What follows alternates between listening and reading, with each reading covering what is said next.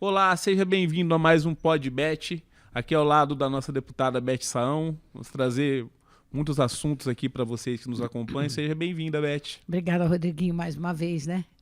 É isso aí. Ô, Beth, você tem passado aí pelo centro de Catanduva nos últimos dias?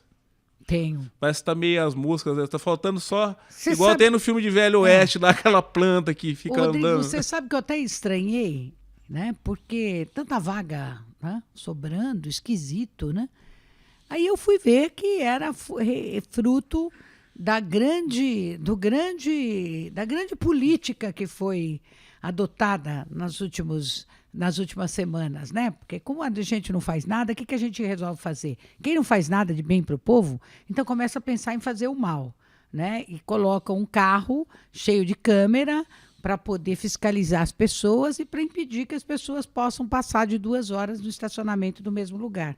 Quer dizer, o tiro saiu pela culatra, porque as pessoas não conseguem, as pessoas não conseguem, por exemplo, quem vai fazer uma compra, né? Vai lá no comércio para pegar uma camiseta, vai num outro para pegar uma capa de celular, vai aproveitar, toma um café, pronto, já passou de 2 horas. Sim. E aí você tem que tirar o seu carro do lugar. Não é que você tem que substituir o papel, como era antes, né? Que às vezes você substituía o folhetinho da Zona Azul. Mesmo que seja digital. Primeiro, as pessoas desconhecem como faz, né? Porque é mais difícil para muita gente. Sim, para esse muita sistema. gente. Para muita gente. É... Segundo, é muito complicado você deixar o que você está fazendo para sair correndo para tirar seu carro, buscar uma outra vaga. Imagina quem trabalha em atividades que não pode fazer isso, que não dá para fazer isso. Como, por exemplo, hospital e várias clínicas que estão abrangidas por isso. Exatamente. Escola, por exemplo, como é que ainda a escola tem, né, estacionamento dentro? Algumas têm, nem todas. Nem todas. Ou se tem, às vezes, é insuficiente também. Sim, né? Sim. Então a gente tem eu acho assim, uma sacanagem, inclusive porque eu trabalho lá e sou afetado por isso. Que as pessoas que trabalham, assim, a vida de ninguém é fácil. Aí eles estão, na verdade, pegando uma parte da renda dos trabalhadores do comércio, do setor de serviço que trabalham lá no centro e repassando para essa empresa. Justo. É isso que está sendo feito. É. De quem quer pagar, mas a maioria das pessoas não conseguem pagar. É. Então o que você faz? Na quadra seguinte, que já não é a Zona Azul por enquanto, porque eu tenho dúvida se não vão querer transformar em breve. Você pode esperar, que é capaz deles alargarem ainda mais o perímetro, né? Vamos dizer assim, que é coberto pela Zona Azul. Porque, por exemplo, hoje ela está terminando lá, para aquele lado lá da 24, ela termina hoje na Belo Horizonte. Ela termina lá. Ela pode ir até a 7 de fevereiro, isso. E depois a 21, depois a 24. Isso, né? A gente não sabe do jeito que está indo. E tá todo mundo parando. Você já não acha vaga nesses locais, porque o pessoal está preferindo andar várias quadras para poderem se escapar. E se você for analisar, tá certo. A renda de ninguém aumentou nessa proporção. É importante observar que já tem comerciantes se queixando que as suas vendas caíram de forma sentida. Né? Que existe porque é claro. Um tipo de... É uma coisa que é de oportunidade, né? Justo. Eu tô passando, compro. Olha, deixa eu ver aqui essa blusinha aqui, exatamente, deixa eu ver se... Exatamente. Né? Então cai mesmo, porque as pessoas estão muito acostumadas a usar os seus veículos, os carros. Por mais que você incentive... E outra coisa que Catanduva não tem. Catanduva não tem transporte coletivo. Esse transporte coletivo que está aí, ele é absolutamente insuficiente, é nojento, né? Primeiro que os ônibus são velhos. Segundo que não tem linha suficiente. Terceiro que o intervalo entre uma linha e outra é muito grande. Quarto que não tem no domingo, não tem feriado. E é você caro, já viu? né? E é caro. Se comparado com outras cidades onde os ônibus percorrem quilômetros muito maiores que Catanduva, né? E é mais barato até do que aqui. Então, dizer que, olha, vamos fazer o seguinte, vamos usar transporte coletivo. Como você vai usar um transporte coletivo se ele não atende às demandas da população? Como que você vai fazer? Se fosse analisar a lógica, né? O correto era o transporte coletivo, mas você não tem. Não tem, transporte claro, coletivo. não Se for tem. depender dele, É. tanto que você vê as pessoas que moram em bairros afastados não têm carro, elas preferem ou usar mototáxi ou rachar. Juntem 3, 4, vem no Vem num Uber, no Uber, no Decar, no Ubis ou qualquer Ubis, outro. Né? Qualquer outro, né? Então é isso, porque para ela vir sozinha também todos os dias com o aplicativo, Já fica caro. Fica caro. Porque as pessoas fazem a conta, bota na ponta do lápis. Esse gasto elas não estavam tendo, agora elas vão passar a ter. Vão. E isso sempre afeta o orçamento doméstico. Você tem que tirar de alguma outra coisa para poder cobrir isso. Por isso mesmo essa atitude de jogar, descer de carro, colocar numa área que ainda não está coberta pela Zona Azul e andar a pé. E com isso, muito comércio, muitos dos comerciantes e tal estão se queixando, né? Alguns que até incentivavam que houvesse a volta da Zona Azul, hoje se arrependem, porque ela tá prejudicando eles ao invés de melhorar o movimento. Sim, e é uma questão assim, a gente não vê, na verdade, eles pararem para pensar na cidade. Eu acho assim, que tem um problema que antecede. Eles não param para pensar como que vai organizar a cidade, como que você vai... E um outro drama. Não, Catanduva não tem planejamento, né? Não tem. Não tem. Não tem planejamento urbano. Né? Não vá. Eu estava descendo aqui agora há pouco, você fica vendo remendos, né?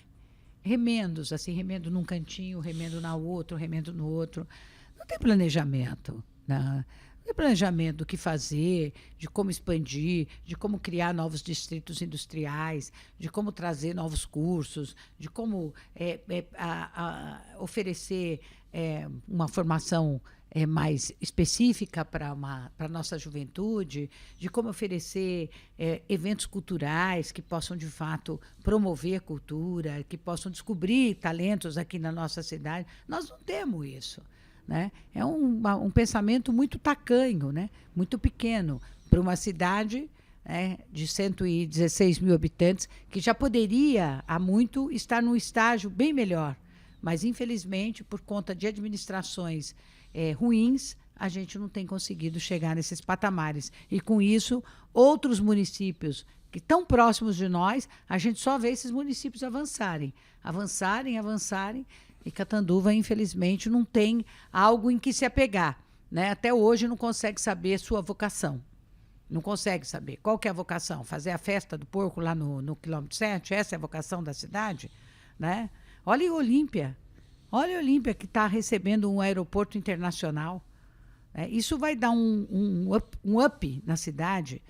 Muito Eles estavam grande. fazendo projeções lá, parece de dobrar a quantidade de turistas lá, né? Mas já é um dos maiores roteiros turísticos do país. Quer dizer, uma cidade que criou um clube, esse clube deu certo, aí foi para o segundo clube, que deu certo também, deve ir para um terceiro, me parece que eles querem fazer um público, né? Então, é isso. E você tem eventos com lá isso também? Veio tudo aquilo, vieram os hotéis, vieram os bares, vieram os restaurantes, vieram as pousadas, vieram os investimentos nesses tipos de condomínios que as pessoas compram, fazem um tipo de investimento, como se fosse um hotel, depois elas podem alugar, enfim. A cidade, né, conseguiu ter isso. Por quê? Porque teve planejamento, porque teve gente que teve um olhar para frente, para o futuro. Algo que nós não temos aqui, infelizmente. Eu tenho a impressão que em breve, assim, é triste falar isso aí, né? Em breve vai ser ultrapassado. Não também que lá não deva crescer, lá deve crescer também. Mas a gente também quer que a nossa cidade cresça, né? A gente também quer que a cidade que a gente está possa melhorar. Eu, como deputada, faço toda a minha parte, mando muitos recursos para cá, principalmente na área que eu considero a mais importante de todas, que é a saúde. Então, E além dos recursos para as entidades, etc. E até citando uma questão, a gente estava outro dia passando aí por Rio Preto, aí você falou assim, Rio Preto virou uma cidade que ela já consegue ir para frente independentemente de quem está lá. Por mais incompetente que seja quem está no poder, e pelo que a gente nota, é muito incompetente quem está no poder Sem atualmente dúvida. lá. Incapacitado, mas enfim. Tá lá fazendo lá e a cidade vai para frente, assim. Aqui em Catanduva tem algumas áreas, poucas assim, que a gente vê que a coisa anda, né? Que ela até anda, mas independentemente de quem está no poder, né? Na área da saúde a gente vê assim, algumas instituições que elas conseguem avançar. Porque elas não dependem da prefeitura. Porque elas não precisam, de certo modo, né? Elas caminham por si. Né? A Fundação Padre Albino, ela não depende da prefeitura. A prefeitura não faz repasse para eles. Né? E eles conseguem. Por quê? Porque eles chegaram no estágio, primeiro, eles têm alta complexidade no atendimento, que a gente chama de alta complexidade. Né? Eles são referências em algumas áreas, como, por exemplo, queimados. Né? A gente conseguiu ter digamos que um hospital do câncer, que também deu um salto ainda maior. Atende muita gente, atende muita gente. Né? Além de você poder fazer algumas cirurgias específicas nessa área do câncer, né? Você também, além disso, você tem o atendimento. Né? Você tem a radioterapia, que nós não tínhamos. Sim. Né? E podemos ter mais uma ainda. Né? Então, tudo isso faz... Você tem uma faculdade de medicina. Sim. E eles agregaram novos cursos. Na área da saúde. Na área da saúde. Né? Tudo isso cria um caldo e em torno deles muito forte, muito importante. Né? Reformaram, estão fazendo um investimento ali ao lado do Hospital Padre Albino muito moderno, muito grande, né? Com financiamento que não depende, foi direto do BNDES. Sim. Conseguiram, através de um bom projeto, conseguiram no balcão, né? Mais de 60 milhões. Olha né? só. Então, conclusão, já está lá, todo quase finalizado. Sim. E isso vai dar ainda um atendimento ainda melhor, né, para a população. E lá no Emílio Carlos também. E lá no Emílio Carlos também. Eles vivem reformando. Se você for lá, eles estão reformando. Não, eles estão ampliando lá também. Vão passar vários serviços para lá. E é uma coisa assim que é interessante porque cresce. Na verdade, isso aí poderia ser, por exemplo, se bem pensado, assim, poderia se potencializar, virar um polo igual o Rio Preto virou, então, por exemplo. Hoje eles já são o segundo maior empregador da cidade. Eu acho que eles só perdem para a prefeitura. Mas já eles vão ser o primeiro. Por quê? Porque à medida que eles vão avançando, né, e vão oferecendo novos serviços para a população, eles também estão precisando de mais gente. Sim. Então, é mais atendente, é mais enfermeiro, é mais auxiliar de enfermagem, é mais médicos, é mais pessoal de manutenção, de limpeza, de cozinha, enfim, né, tudo isso. Né, começa a virar um complexo, né, muito importante. Hoje eles têm, acho que, perto de quase 3 mil já. Sim. Se contar tudo, né? Toda a fundação, né? Agora, se você pega, assim, por exemplo, em Rio Preto, a gente viu lá que a área da saúde foi uma das grandes responsáveis lá, justo. Em Barretos também, que já passou Catanduva lá, o hospital lá também, né? O Hospital do Amor lá hoje se chama lá. Barretos, também. Então, Barretos era menor que Catanduva. Hoje ela já está maior que Catanduva. Porque também fez do hospital, né, uma forma de poder fazer a cidade avançar. Então, no entorno do hospital, eles criaram muitas coisas. E isso também ajudou a cidade a oferecer outros serviços. E lá também, assim, lá tem, de fato, lá uma vocação para esse negócio do rodeio lá, que é genuíno de lá, e eles souberam transformar aquilo lá também numa fonte de renda e de evento. Virou uma empresa. Não, uma coisa gigante. Assim, gigante. É muito grande, né? Que tem. E Catanduva já teve, por exemplo, o carnaval aí. Fala-se do carnaval, mas quando o rodeio de Barretos começou, por exemplo, era uma coisinha minúscula. O carnaval de Catanduva já era famoso nacionalmente. Era famoso. Infelizmente não houve continuidade e ele acabou morrendo, né? Não E hoje também nem adianta, talvez, porque sabe Deus, né? Mudou também o perfil do folião, vamos dizer assim, né? Uma parte desses foliões hoje, no carnaval, eles vão embora. Eles vão para rancho, vão para chácara, vão para praia, vão para outros lugares. Sim, outros destinos. sim. Hoje, para tentar ressuscitar, é muito complicado, né? Agora, você estava falando, assim, de crescimento. No outro programa que a gente fez, estava falando da questão do tarifaço do Trump. Isso. É interessante porque a gente está falando, tudo isso que a gente está falando aqui, de Catanduva, porque a gente quer que a cidade avance. Essa que é a questão. A gente está apontando esses problemas que tem, mas o que a gente quer é porque ela cresça, independentemente de quem está ocupando Exatamente, o se a governo, pessoa porque a gente mora aqui. Justamente. A gente quer que a cidade A gente quer o melhor para ela. Isso. E aí a gente vê, no caso, o Trump impõe aí um tarifaço para o Brasil, vai prejudicar setor. Né? A gente não sabe como é que vai ficar mais. Justo. Como que você vê essa situação aí? Primeiro, é uma ingerência de um líder de um país sobre o outro que é absolutamente inadmissível. Inadmissível. Um país tem que ser soberano. As decisões do Brasil, elas dizem respeito exclusivamente ao Brasil. Se houvesse aqui, se o governo brasileiro tivesse violando os direitos humanos... Igual está fazendo na Palestina, lá, exatamente, por exemplo, lá, onde o as Netanyahu... pessoas... Netanyahu fazendo as pessoas morrerem de fome, tudo... Né? Metralhando gente, vai pegar comida. Pelas ruas, afora, mas não é o caso. Você tem um julgamento, né, de um grupo de pessoas que tentou dar um golpe de Estado, que tentou violentar a democracia, né, rasgar a nossa Constituição e que tem que ser julgados, porque isso é a lei. Né? Então, esse país tem lei, e essas leis precisam ser obedecidas. É interessante isso daí, porque você falou assim, eles vão ser julgados, quer dizer, nem julgado foi. Nem julgado foram ainda. Então, quer dizer, né? não existe Mas nada. Mas é o medo, sabe? Correu de medo, sabe? Tem um ditado que eu não posso reproduzir aqui. Quando eu era criança, a gente fazia isso. Correu de medo, né? Então, é isso. Quer dizer, precisa ter coragem na vida. Na vida você tem que ser valente, mas valente dentro dos limites da lei. Né? E a lei estabelece que eles cometeram crimes.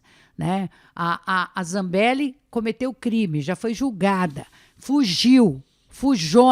Como foi aquele Val lá, não sei qual é o primeiro nome Marcos dele. Duval. Marco Duval, outro que tentou fugir. Teve que voltar agora, porque senão ia perder o mandato. Voltou e acertadamente o ministro Alexandre de Moraes mandou colocar tornozeleira nele. Aliás, ele foi muito condescendente com esse político, porque ele deveria ter mandado prender ele. Porque ele falou, ele se gabou de que ele tinha passaporte de informante. Quer dizer, como que o cara... O cara é brasileiro, ele é daqui, ele vai ficar fazendo coisa contra o país dele. Agora, vem cá, em sã consciência, como é que você pode permitir que um deputado eleito pelo povo, no caso eleito pelo povo paulista, sai daqui, vai para os Estados Unidos para fustigar, né, as autoridades americanas no sentido de prejudicar a população brasileira? Ele não está prejudicando o presidente Lula diretamente, ele está prejudicando o povo brasileiro.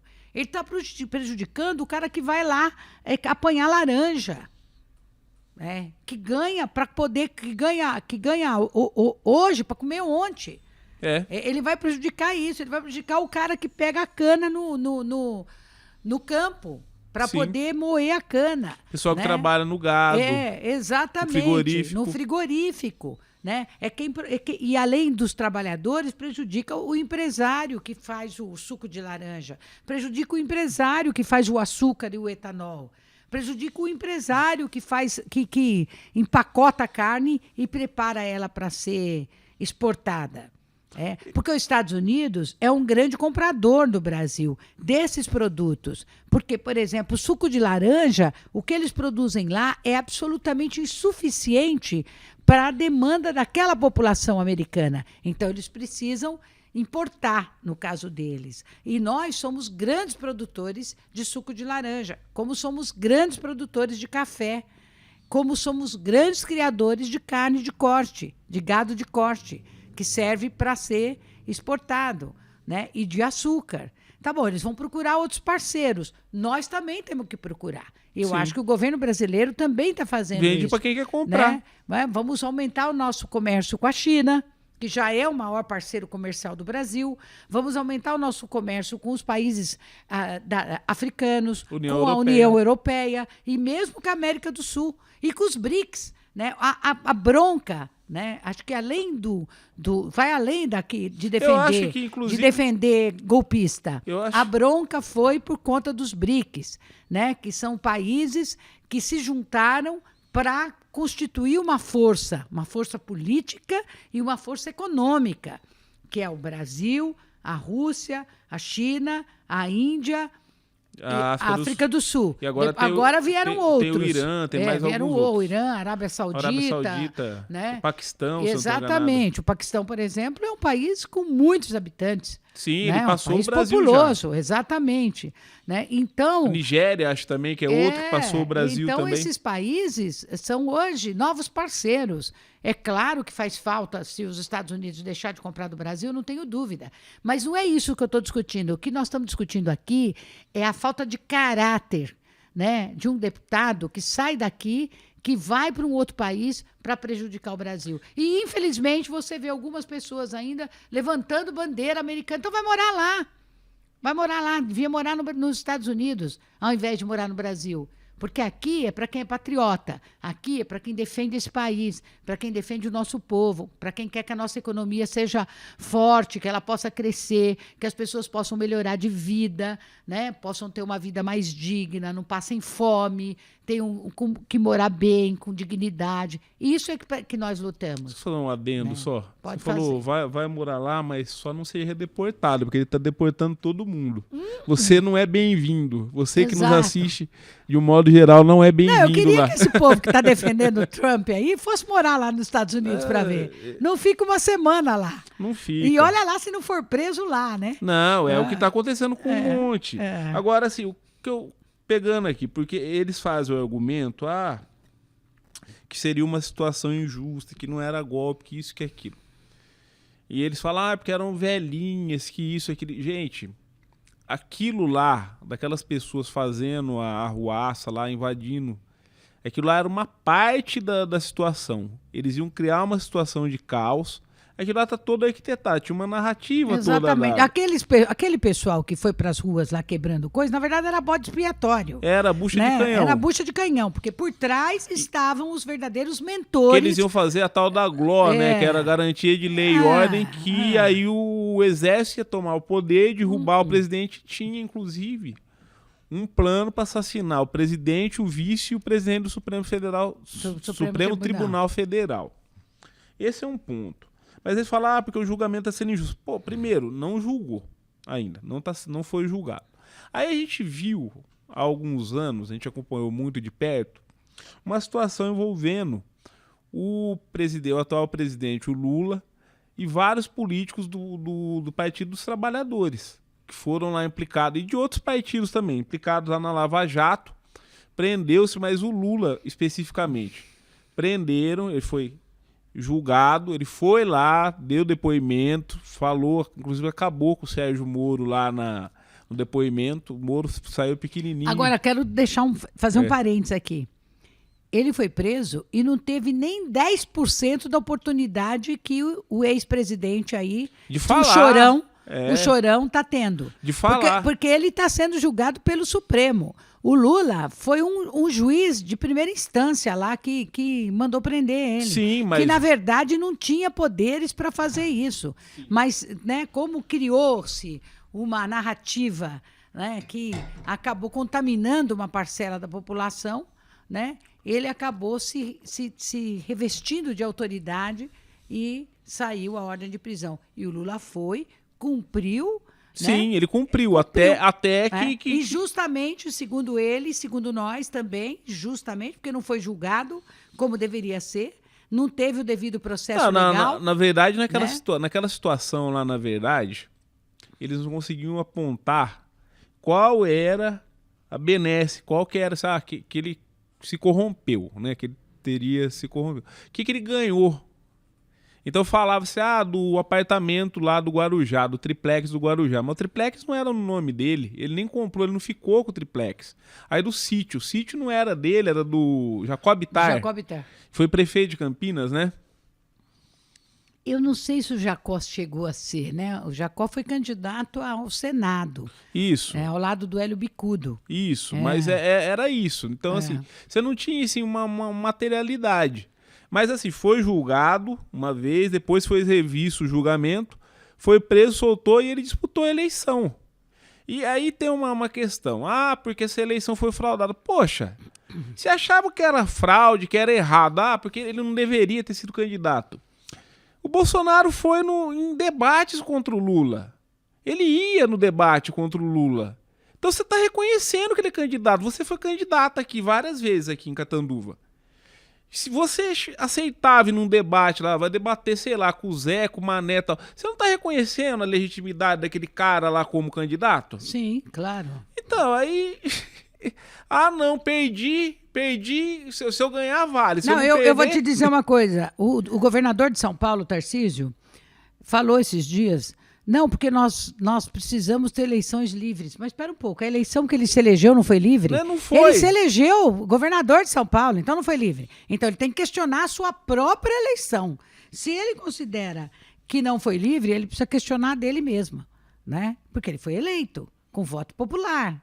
Né? Não, e você pega, por exemplo, na eleição de 2022, eles fizeram de tudo, assim, aprontaram tudo que era possível. Fizeram a operação padrão da Polícia Federal para não deixar passar ninguém para ir votar, porque lá no Nordeste você tem um monte de comunidade rural para os eleitores não irem votar. A gente visita muitos municípios. Isso foi mais do que provado, né? Com vídeos, com declarações de policiais rodoviários federais, enfim. Deram calote nos precatórios, você lembra bem. Eles deixaram de pagar para poder turbinar o Auxílio Brasil, que hoje é o Bolsa Família. Turbinaram para dar dinheiro para caminhoneiro, para dar isso, para aquilo. Hoje você chega em prefeitura de cidade pequena, o que você escuta lá? Quando você chega na cidade? Quando eu chego na cidade pequena, e olha que eu ando, hein, Rodrigo? Eu converso com prefeitos, né? Porque eu mando recursos também para essas cidades. A hora que eu chego lá... Primeira coisa que eles falam, né? Eles viram para mim e falam assim, governo do estado até agora, já se passaram quase mais de 2 anos e meio, já estamos em agosto, né? Desde a posse dele, não veio 1 centavo para a cidade. 1 centavo. Mas e o sabe precatório? o que vai acontecer? Ano que vem, que é ano eleitoral, aí eles soltam algum dinheirinho para enganar trouxa, né? Para falar, olha, isso aqui veio do governo Tarcísio. Por quê? O que foi até agora para as cidades foi do governo federal. Sim. É só ver aqui em Catanduva. O que veio do governo federal, não veio nada do governo do estado. Né? E ele chamou recentemente os prefeitos lá, né, para virar para os prefeitos e falar, bom, vocês quiserem verba, vai atrás dos deputados para eles colocarem emendas para vocês. Essa foi a orientação. E aí, o que você vê eles falando de investimento estadual aí, por exemplo, igual aqui na região, é tudo de concessão. Na verdade, a pessoa vai pagar, o usuário vai pagar. Justo. Agora, essa questão dos precatórios. Todas as prefeituras que você chega hoje, elas estão lá com uma bomba desse tamanho lá, para não falar outro nome. Todas elas, tem precatório aqui que vai vencer. Por quê? Ficou sem pagar lá, por conta da legislação que ele colocou para tentar se reeleger. E perdeu. Eu sei. Então, quer dizer, ele fez e aconteceu. Mas é interessante lá que os precatórios caiu no colo dos prefeitos, que tem que pagar. Muitos estão pagando já. Estão fazendo um sacrifício enorme, porque as prefeituras são pequenininhas, muitas. A grande maioria das prefeituras no estado de São Paulo, das cidades, tem menos de 30 mil habitantes. Então, eles não têm muito recurso. Sim. Né? Então, eles têm que pagar. Esse é um ponto. Só que o governo do estado, né, tem que pagar os precatórios, inclusive precatórios trabalhistas, de servidores públicos, de professores e professoras, que muitos já morreram, inclusive, e a família não conseguiu até hoje receber os precatórios. Isso é uma vergonha. Né? Isso é uma vergonha. E ele não paga. E as ações já foram, já terminaram. Transitou em julgado. Já transitou em julgado. Já tem a ordem judicial para pagar. E ele não paga. Isso aí é uma maldade, né? Isso é uma maldade. É uma maldade. Né? Porque ele pode muito bem reservar, né, no orçamento que a gente deixa A gente coloca lá, quando nós fazemos as emendas para o orçamento, um determinado valor para pagar os É precatórios. igual o prefeito de ele- Neves, o ele prefeito não de Neves paga. Paulista, por exemplo, que a gente foi lá essa semana, tava guardando 100 mil por mês, né? Porque ele sabe que em 2027 vai explodir um E precatório para precatório pagar. de mais de 3 milhões de Isso. reais. Agora, o governo do estado mais rico do Brasil não consegue não guardar, sei lá, quantos Não, milhões. Podia guardar 2, 3 bilhões. Ele resolveria um problema de mais de 50% de precatórios. Esses precatórios pequenos, que fazem falta para as pessoas. Não é precatório de... É lei trabalhista. A gente trabalhou, né? injustiça que esses servidores públicos fizeram com eles no passado, enquanto eles atuavam, né? Muitas vezes não foram... os salários não receberam os reajustes que eram para receber naquele momento, naquela oportunidade. E aí eles ganharam na justiça o direito de reaver aquilo que não foi pago. Né? Só que até hoje o governo do estado não pagou. Né? Sim. E não tem nada que o faça pagar, né? Porque está a ordem judicial lá, só se foi lá e prendeu um sujeito desse. Né? Se fosse na cidade pequena, eles vão lá e arrumam o cofre. No governo do estado faz e acontece. Mas eu acho que é isso, né, Beth? Acho que a gente avançou aqui bastante o tempo também. Eu acho que sim, acho que falamos bastante. Mas as pessoas também precisam saber que elas precisam acompanhar os fatos hoje. O Brasil está passando por um momento bastante delicado, né? A gente precisa ter responsabilidade e torcer para tudo dar certo. Porque se der errado, né, a população que vai pagar o preço. A população que vai pagar o preço. Então, a gente precisa torcer para tudo dar certo, para que a gente continue no caminho de ter um desemprego tão pequeno como hoje nós temos, né? De ter um pouco melhor, dos preços poderem baixar no supermercado, das pessoas poderem ter mais comida na mesa. O Brasil saiu do mapa da fome, algo que nós não comentamos aqui, mas é importante comentar. Muitos países do mundo ainda estão no mapa da fome. O Brasil conseguiu, nesses poucos anos aí do governo Lula, sair do mapa da fome. Isso significa que os programas sociais, né, principalmente o Bolsa Família, programas de transferência de renda, deram resultados importantíssimos para a nossa gente. Então, emprego também, né? Emprego também. E só lembrando que fome não é isso que você sente entre o almoço e a janta, não. Fome é você não ter o que comer. Você não tem comida de manhã, não tem de tarde, não tem à noite. Não tem à noite. Igual a gente escutou, por exemplo, numa entidade esses dias atrás, eles falando lá, o presidente da entidade falando que a refeição que a criança faz lá é a última refeição que ela faz no dia.